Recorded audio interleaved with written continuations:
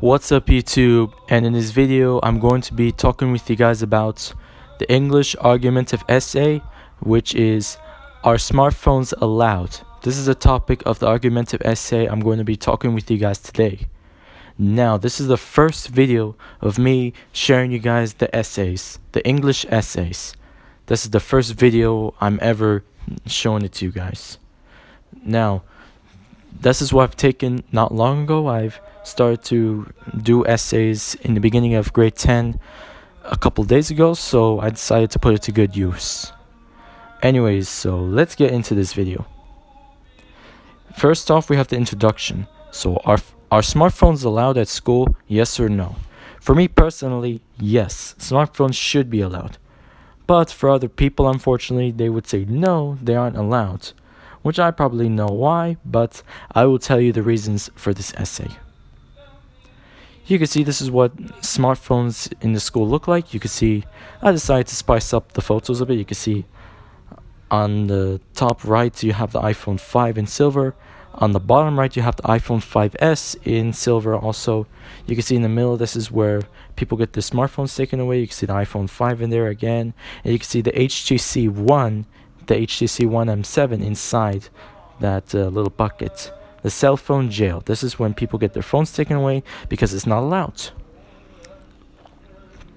Now, the first paragraph I am with. So the first reason I'm with this topic is because during class, if we find any difficulty in the lesson, we can go on our phones and look up the material on how it works. Chances are they could get better grades in their report card when you look up the internet, because the internet has so many resources on how to get the material. And the second paragraph I'm also with.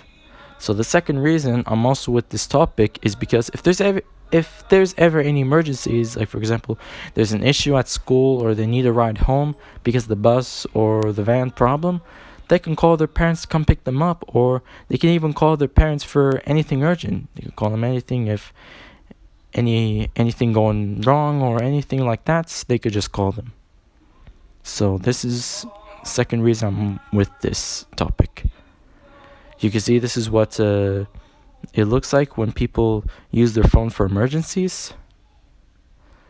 Now the third paragraph, I'm against this topic, which I'll tell you why. So the third reason why I'm against that topic is because some people, they just use phones the wrong way. Like for example, they would use phones to get distracted during class by playing games or going on social media. There are different types of social media apps. Like we have Facebook, we have YouTube, which is what I use for making YouTube videos. I also use Facebook, and we even have Instagram, which I also have Instagram, and we also have Snapchat, Twitter, etc. There are so many social media apps that people use these days. They would also use phones to cheat on an exam by Googling the answers. You know, we have an exam and people, they just fail to study. They would just get out their phones and look up for the answers. And that stuff is just plain wrong. You don't ever cheat on an exam like that. And they would even use phones to cyberbully other students by taking photos of them. That's right, taking pictures of people and posting it on social media and saying bad things on there as well. Like they would just take a photo of somebody and they would just rant somebody in a bad way. This is just very wrong to do so. So don't ever do stuff like this. I'm gonna type in the description. And you can see this is what it looks like. You can see on the bottom right, you see a person secretly holding a phone during class while the teacher is teaching. You can see on the top right, you can see no phones allowed. The cell phone with a backpack had to leave. And you can see in that center, this is the no phone sign. I decided to make it cooler by adding it the original iPhone from 2007. By the way, this is a 14-year anniversary of when the first touchscreen phone came out. So you can see this is what it looks like. I decided to spice things up a bit. And you can see a person trying to use a phone during an exam. It looks like, I don't know if it even looks like an exam. It looks like a book, but still, using a phone during class is just wrong. You can see this looks like an iPhone 4 and 4S with the orange and gray OtterBox case. You can see it looks really lit.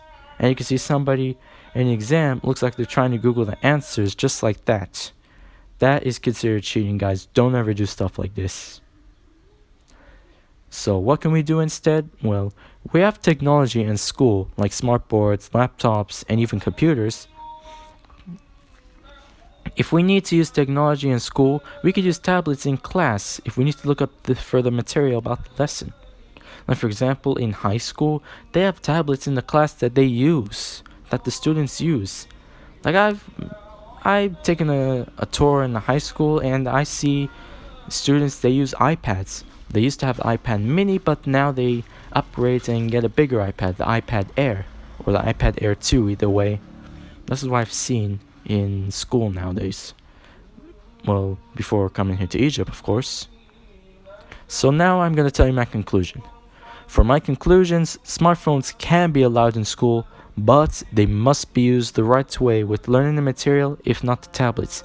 And students should not use it for distractions, cheating on exams, or even cyberbullying.